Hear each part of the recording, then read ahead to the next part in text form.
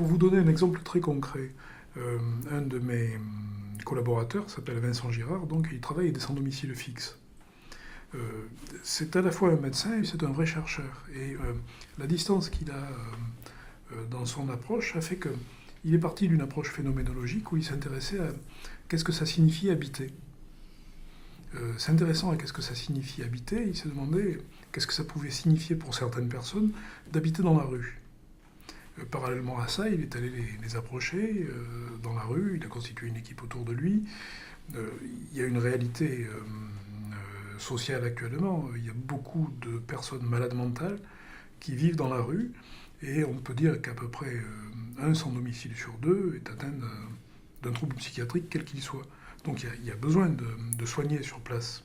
Mais le travail de Vincent va au-delà du soin et se demande aussi qu'est-ce que ça signifie d'être citoyen, par exemple, dans une telle situation.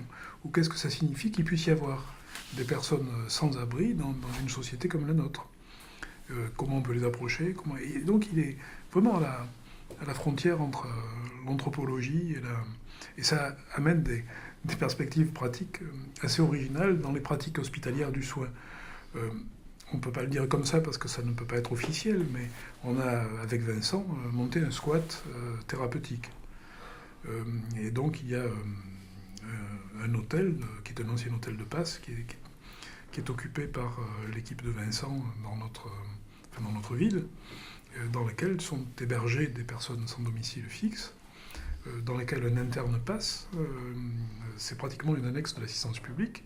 Ça se fait dans le cadre de l'assistance publique, on est en train de régulariser les choses. Je crois que tout ça, si l'anthropologie n'en avait pas été le fondement, ça n'aurait pas été possible, parce que ça aurait paru tout à fait fou. Là, c'est possible.